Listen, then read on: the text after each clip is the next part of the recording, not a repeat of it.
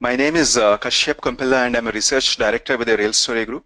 I'm your host for today's webinar. So the topic for today is the right way to select social collaboration technology. And the phrasing is very deliberate. There is a right way, which is, we're making a big claim out here saying that there is one right way. And if you know RSG, you know that our philosophy is that there isn't a one best vendor, but when it comes to an approach, we do think that there is one optimal or a best approach, and that's what we'll be discussing in the next half hour or so. Before we begin, a few housekeeping announcements. If at any point during this webinar you have any comments or any questions, please type them into the chat window that you see in your bottom left corner. After this webinar, we will email the slides to all of you in the next 24 to 48 hours. If you're a subscriber, you'll also have an access, a link to an on-demand playback access. And my email is here on this slide, kkumpella@realstorygroup.com. So if you want to continue the conversation or have any comments or questions afterwards, please do get in touch with me. So with that, let's get started. As you see on the title slide, we recently launched a new application called Real Score. So you give it a spin at realstorygroup.com/real score. It's an opportunity to benchmark your current state of effectiveness. We'll talk about it a little more later on as well. Let's get started. So there are two sections to this discussion today. In the first part, I'm going to talk about some trends which influence how you think about technology selection, specifically collaboration and social software selection. And in the second section, we'll talk about how some enterprises are going about this currently. And I'll introduce a powerful construct from economic theory called information asymmetry and how that plays out in technology selection. And we'll round it up with a recommended approach for selection. Before that, a few quick words about Real Story Group. I see that some of you are first-timers attending this webinar. Welcome, and just a few words of introduction. So RSG, or Real Story Group, is an independent analyst firm. We broadly do two things. One is research, where we analyze the weaknesses and strengths of specific technologies and vendors. We also provide advisory services around technology selection. And like I mentioned, there is a real score which helps you assess your current state and devise a custom strategy and roadmap for you. We've been in this business for about 15 years now. And what's unique about our business model is that we don't work for technology vendors. We don't do any consulting work for them. We don't do any white papers or roadmap exercises for them. We work solely for the enterprise buyers of technology, so that there is an absolute independence and neutrality in our evaluations. So RSG analysts are present across Asia, Europe, and North America, but our customers are spread across 6 continents and 66 countries. We've had about 3,000 plus customers across these countries use our research and advisory services. Our customers fall into 3 buckets. One is the large organizations or global 2000 organizations. The next set is the government and public sector organizations across the globe. And then large consultancies and systems integrators of all sizes and shapes. They use our research to in turn consult to their customers. So that's our customer profile like. So this is what you see here is modeled after the London Tube map and represents our coverage universe. We broadly cover digital workplace and marketing technology vendors. There are probably about 150 vendors that we evaluate and 200 products among these vendors. If you notice, you see that there are a lot of intersections of each of these different colored lines. Those are some of the vendors that operate across the multiple marketplaces that we cover. On the top left side, you'll see the 6 or 7 marketplaces that we cover: web content and experience management, digital and media asset management, marketing automation and social technology. Those are the marketing technology coverage areas. While on the collaboration side, we have collaboration and social software, enterprise portals, enterprise content management, and cloud file sharing. Mobile is like common to both workplace and marketing technology roadmaps. So this gives you at a glance in a single page all the vendors that are active across these different marketplaces. You can get a downloadable high resolution version of this at realstorygroup.com/vendor map. So please feel free to download that. So today's webinar is primarily concerned about the enterprise collaboration and social software line. So with that, let's jump right in. Let's look at the notions of the digital workplace. Currently, there is a lot of buzz, and there is a lot of cool technology that you hear about, be it machine learning, artificial intelligence, robotics, bots, real-time translations, a whole bunch of cool and sexy stuff. But most of it currently, most of the applications are for marketing purposes, but you'll see vendors claiming about the cognitive workplace, putting a lot of these complex and interesting things to work inside the digital workplace to make your digital workplace, ready for the future sort of a thing. But if you reflect about it, reflect about your own experience as well, we're a long way away from a seamless marriage of man and machine, so to speak, in the digital workplace. They're really currently the notions of frictionless collaboration, they're all really in infancy. To be sure, all of these technologies will have an impact, but that's much farther down the road.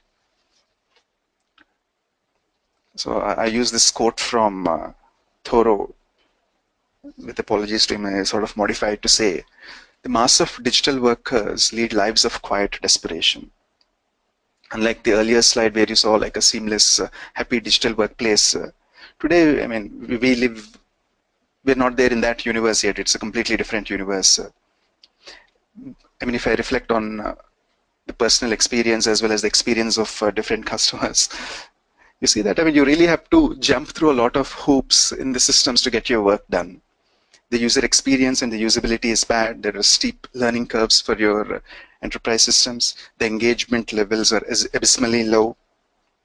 So even in surveys, the satisfaction with the digital workplace technology is low. We find that very often. So the end result is that the employee productivity is lost, or too much time is lost, and the experience is more towards the middling or frustrating side rather than being happy campers. So we resigned sort of currently to a confirmed state of desperation, as Thoreau would say. So for most of us, a digital workplace currently is synonymous with our intranets. Not like a futuristic digital workplace, but the intranet is the digital workplace. So you have people trying to collaborate around emails, around files, around a bunch of websites that are organized around static content. And most of these intranets are information heavy, and they also tend to be inward looking rather than optimized for employee tasks or employee journeys. So it's interesting to think about why is it so. No doubt a lot of the C-suite executives say that the digital experience of the employees is also very important to them. But in reality, the investments, the focus, the efforts, the resources devoted, all of them, most of them go towards improving the digital experiences of the customers, of customer-facing applications and sites rather than employee-facing digital systems.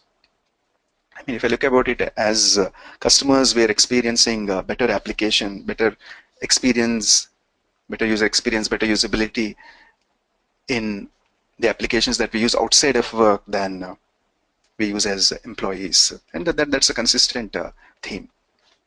So anecdotally, while all of us know it, so it's still early days for an employee-centered digital workplace. That survey data also confirms that. By the way, this is the a preview of the results from a survey that we conducted a few months ago. We haven't publicly released this information, but maybe we are going to in the next couple of weeks or so. So this is a sneak peek of some of the results. So currently about 60% of the organizations say that they operate a fairly standard intranet, or they have added some social collaboration services around that intranet. So that represents the bulk of the people.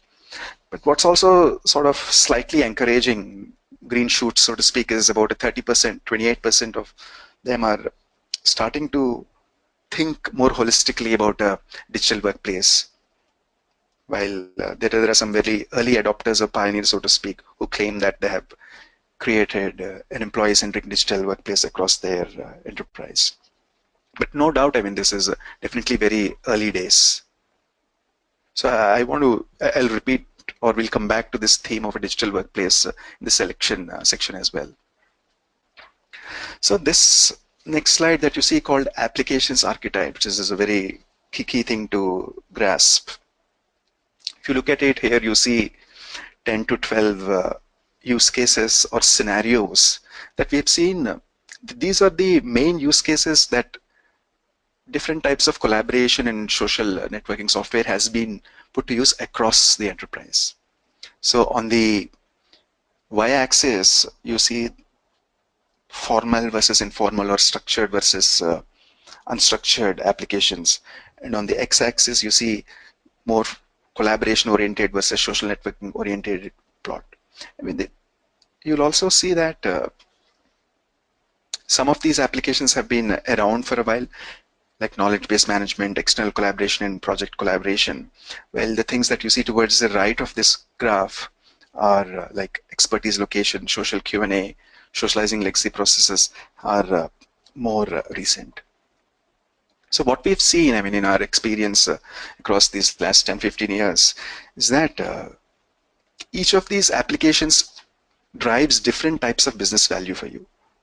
And these could be for reasons of personal productivity, for reasons of improving project execution quality, for providing customer support, for employee retention, or even for cross-functional or cross-department collaboration. So that's the kind of business value that organizations are looking to get out of the collaboration software by implementing or hoping to realize these kind of business applications. So it's important from a selection point of view to understand this, because the kind of business value that you want to drive. Let me give a few examples. If you want to improve cross-functional collaboration, perhaps then you would want to look at communities use case, or you'd want to look at expertise location or conversations.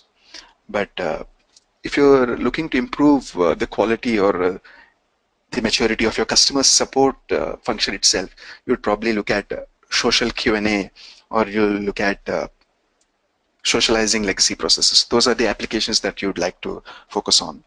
So depending on your business drivers, you'll decide which are your applications that you want to focus on. And then based on that, you would go and select the tools that support these applications. Notice that I'm not talking about any features or functionality, but I'm talking about application archetypes or user scenarios. So if you look at it, I mean, we evaluate more than 2 dozen vendors in this specific marketplace.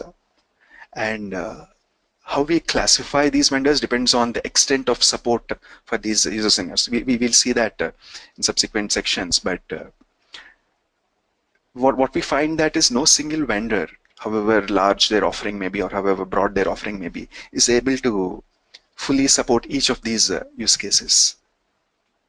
So from a feature functionality point of view, yes, they can say we'll support a lot of these features, but when it actually comes to supporting these applications, it's like a mixed board. For instance, there are some vendors who may be very good at the communities use case. Some others may be good at innovation support. yet others in expertise location, or yet others in enterprise networking. So despite vendor claims, it's important to understand what their strength areas are and where they are coming from. So that's from the supply side. From a demand side point of view, that is from the enterprise point of view, if you look at what is the maturity of these different use cases, these three traditional collaboration use cases, project collaboration, knowledge-based management, and communities of practice, tend to be the more mature among the 10 or to 12 use cases that we saw. So these use cases have been around for maybe 15 to 20 years at least. And the evolution of the marketplace has tracked these use cases as well. The first wave of vendors that came into this marketplace, such as an IBM or a Microsoft or an Oracle, have come into market supporting these use cases, while the next wave of vendors, such as Jive and the more social networking focused vendors, have come in to support the next set of use cases that you see, which are around socializing or social networks or application focus like social Q&A, expertise locator, or innovation management. If you look at the current maturity levels and we contrast that with another survey that we did a couple of years ago in 2014, you'll broadly see that the maturity levels vary anywhere between about 22 to 30%. So what's interesting is that both for the previous set of traditional use cases as well as for the newer use cases, in 2 years, the maturity levels really haven't increased as much. So that's some food for thought. So what does that show? That shows that scaling of pilots across the enterprise and user adoption takes a lot of time. I mean, even in 2 years, we're not able to move the needle on maturity. That's one facet of that. The next facet is that this also reflects the maturity of the vendor offerings as well. So to be able to deploy them at enterprise scale is not a trivial or an easy. It's not a done deal essentially. So the next question to consider when we talk about selection technology or selection approaches in this phase is definitely the cloud. So here is again some interesting data from our survey. So currently the predominant hosting model or deployment model still seems to be primarily on-premise at 53%. But enterprises expect that to come down to about 21%. And then they expect that the dominant model going forward in the next 2 to 3 years is going to be a hybrid model or a mix of on-premise and cloud-based models. The high percentage of don't know shows that a lot of enterprises still haven't decided. It's not like I don't know the answer, but I really don't know what we're going to do. What's the future course going to be like? So while this is interesting, what's even more interesting is that when we asked the same question 2 years back, 55%, you don't see that data here, but I'm just describing that data. About 55% of the enterprises were on-premise, primarily on-premise, and they expected that in 2 years they would move off into the other cloud models.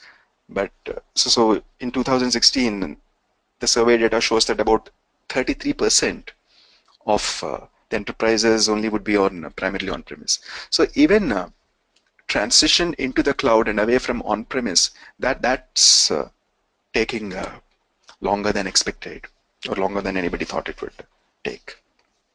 So I don't know what your experience is like in your own enterprise, but it'll be interesting to see what your plans and thoughts and how long you're going to do the transition. So before moving into the next section, I'd just quickly like to summarize some of the key themes so far. When it comes to the digital workplace, there is definitely a lot of room for improvement. And only now we're seeing some interest and enterprises starting to think about considering user-centered principles for the digital workplace. Essentially, I think the bulk of the attention is going to be devoted in modernizing the intranets and using hybrid cloud models. And there are certain application archetypes or scenarios. So we need to understand where you stand in current levels of maturity across these scenarios, and based on your priorities, based on your business objectives, you'd sort of want to select technologies that help you achieve those objectives for those scenarios. So next, look at some of the current selection approaches. So here is again some survey data which is very interesting. So I present this data in 3 buckets. That in the top bucket you say what are the current selection approaches that are popular. So this is, by the way, all for the enterprise collaboration and social software vendors in this space. So about 28% follow the path of least resistance. So they choose to go with an existing vendor. So if you remember the vendor map, there are certain intersections. So if you already have a relationship and a contract with an existing vendor and are reasonably happy with them, you probably are not doing another selection, but you're just opting for another product from the same vendor. And the next metric, which is interesting, quite interesting, is a third of the enterprises say that a department picked a tool on its own. So we keep hearing about business units going ahead and doing their own procurement without IT involvement. That's something that we've been hearing for the last 2-3 years maybe. And prior to that, we heard about IT going ahead and picking up tools without consulting business units. So that's reflected in that number. And RFIs and RFPs, this is, I think, a terminology that different people use in different countries. So about 35%, both of them taken together, are sending in RFIs and RFPs. So that's the broad split of they're just picking a tool on their own without involving your counterparts, or even involving, just choosing an existing vendor or going the RFI, RFP route. Those are the 3 modes of selection. What's also interesting is there is a lot of education, awareness, and tapping external expertise happening in the middle bucket. So more than a third, or nearly a third in each of these things, they use research from analyst firms, talk to other customers, or attend industry events to do that. But that raises the question, what are the other 2/3 doing? So the last bucket is about vendor demos and developing prototypes. I think the number that stands out is very few enterprises, less than a third, are actually developing prototypes to test whether the software that they're buying will perform as expected in their own environments. So I see that we are running short of time, so I'll speed up a bit. So information asymmetry, I mean, in this day and age, there is a lot of information available on the net, a lot of information. I mean, you can practically Google any information and devote hours to getting up to speed on a particular topic. But there is some information in contracts and in product selection that is not public. And this has to do with information asymmetry. Information asymmetry simply refers to, there are 2 parties to a transaction, like a buyer and a seller, and one party has more or better info. This is usually the seller of a particular product or a service. They know more about that product because it's their own product more than the buyer. And adverse selection is they use it to their advantage. They take advantage of the other party's lack of knowledge. And this is why we have caveat emptor, buyer beware. So the economists, 3 economists who developed this theory of information asymmetry have won the Nobel Prize in economics in 2001. So let's think about how this is going to be applicable in the context of software selection. So if you look at a seller, I mean, if you take a large vendor, probably they're doing contracting, they're entering into negotiations with about 100 customers a year. Well, if you look at on the buyer side, a product or a platform is chosen maybe once every 5 years. So you're doing one transaction in 5 years throughout. Even if you assume teams move on to different functions, but even if you assume that you continue doing the same thing, in your whole career, you probably are doing about maybe 5 to 6 product selections. So as you can see, the information arbitrage is heavily stacked in favor of the seller. So the question becomes like, how do you level the playing field? So before we get into the next section, I just want to sort of alert you folks that The next slide will look like it's very self-serving on our part. But what I'm going to do is like, so please take it with that caveat. I just ran some data to see what, there's just sort of curiosity, what difference does it make when you engage an analyst firm in your selection process? So with that, let's jump into it. So when we ran the data for enterprise collaboration software selection, so there was a customer satisfied. We asked two questions: how satisfied are you with the performance of the product that you selected, and how satisfied are you with the vendor on their responsiveness, on their levels of customer support and such attributes. So there is a clear difference between folks who used analyst research and who didn't use analyst research. And when we do some data sciencey things, you'll find that this difference is not due to chance or not due to any other random events, but there is a clear difference between these two cohorts of customers.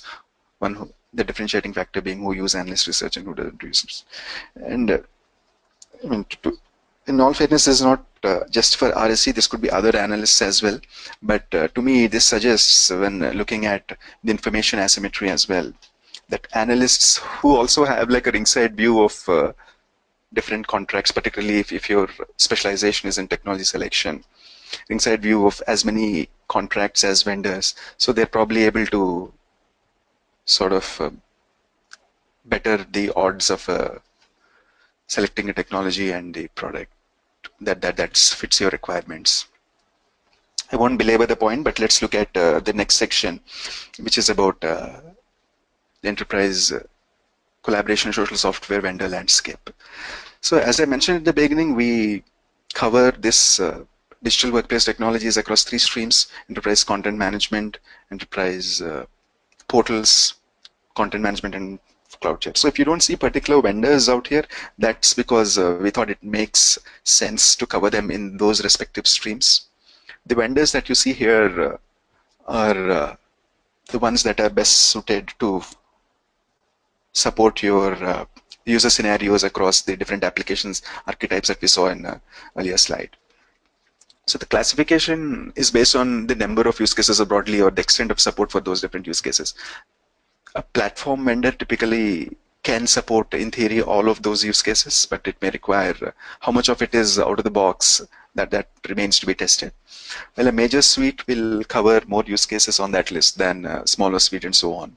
While the last category has fairly new category, which is really like enterprise social networking use cases in the enterprise. So one of our cardinal rules in selection is that do not use feature checklist, but go for use case based or scenario based selection. So here is a simple example.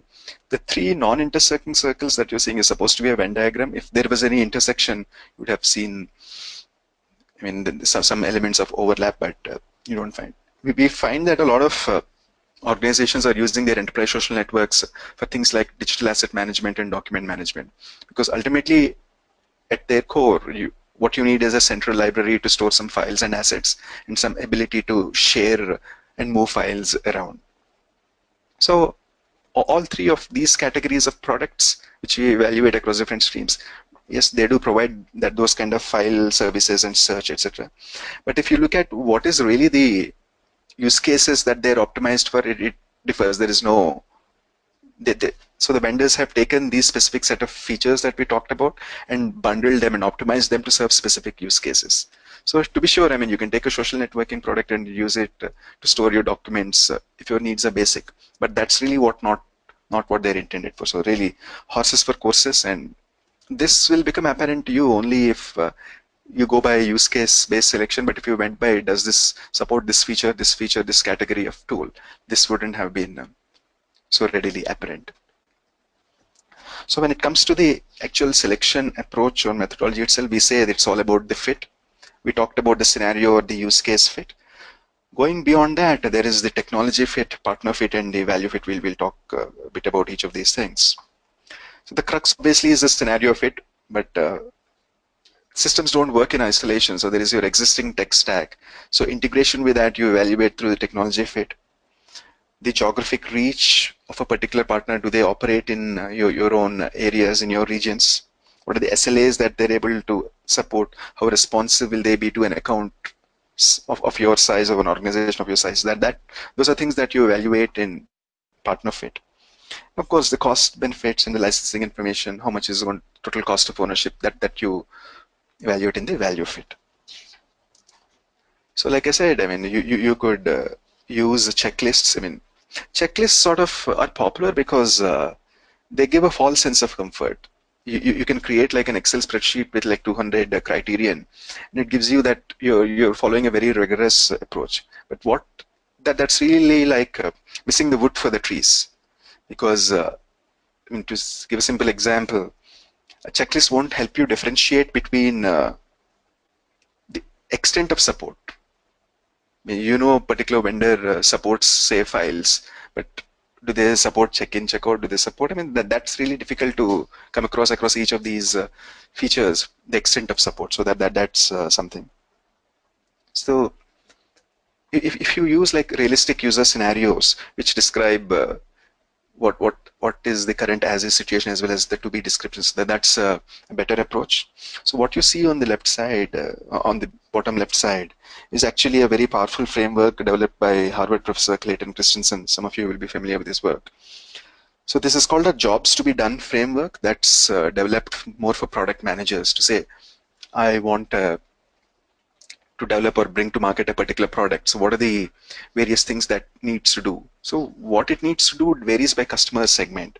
So if you take personas and say what is the tasks or what is the jobs that a particular piece of software has to do for each of your key personas, key users, this can be adapted to technology selection as well. So we don't have the time to go into the details of this, but I encourage you to look it up. It's called the jobs to be done framework. So obviously checklists are, you ditch the checklists. The next set of considerations I briefly talked about in terms of the technology fit, the partner fit, and the value fit. So we can sort of specify or drill down a bit more. Some of these will be, I mean, fairly obvious in terms of how strong are their professional services, what's their reputation for customer support, etc. And are they financially viable, are they profitable, or are they not profitable? But some things like technical modernity are a little bit interesting. I mean, obviously, products carry some sort of technical debts. Currently, they may be able to support your requirements, but the underlying code base and architecture may not be sort of up to snuff. This is the case if a product or a suite has been put together based on multiple acquisitions. I mean, that's not too uncommon in this space. So you have a mixed response depending on which part of the product that you touch. So that's important to consider that. And obviously, the value for money. This is a cost-benefit calculus. So a product may be too expensive for what it provides. Or from a buyer side, there is always the danger of overbuying or buying a particular product before you're ready for that product, because it's all not just a technology, but it's about people, process. And so if you don't have the people to run with the product after it's implemented, or if you don't staff key positions, that there may be value leakage. Those are things that you need to. The last set around ecosystem is particularly for platform vendors, where you're not buying a ready-to-use product, but a platform, and you need to do a bit of custom development on that. So the professional services, the third-party add-ons that are available for a particular thing, that would be key criterion there. To sort of bring it all together, I mean, essentially, it's a funnel. You start with a long list of contenders and bring it down select them to one. But where it differs is the kind of different things and the inputs that go into each of these specific things. The first step, the longish short list, is, I think, fairly easy to get started. I mean, there's a bunch of information available, including like what I showed, the logo landscape. You want to pick, based on some considerations, a manageable list of 10 to 12 vendors. And if you're in this field, you already know the top 10 to 12 vendors in your field, perhaps. So that's easy to get started. But after that, what's different is instead of a checklist RFP, you shortlist based on your criterion. You test via scenarios. I mean, if this is too radical for you, just using scenarios instead of RFP, give primacy to scenarios. and also provide as an appendix or supplementary some of the key features that you would want. Even in our evaluations, though we lead in with the scenario ratings for each of the vendors that we evaluate, we also provide the key functional ratings as well. So you could sort of use that to win over some of the stakeholders who may be insisting or who are used to a checklist-based selection. And then from our side, we have a tool called Shortlist Builder, which takes some of these considerations that I showed. You can select based on your preferences and apply that to the long list to arrive at a shortlist. Then vendor demos help you identify whether there's a good fit between what you're seeing and what the vendor is promising. And you'd want to sort of not do canned demos, because in canned demos, everything works and everything looks nice and great. But when you ask for specific use cases and say, I want to see this product for, say, communities of practice, I want to see this product for a social Q&A, those kind of a custom demo, and it needs to work in this kind of a VPN setup or something like that, then I mean you'll be able to separate what works for you versus what wouldn't work, and then do a bake off or build a POC and test head to head the two contenders, the top contenders that you may have.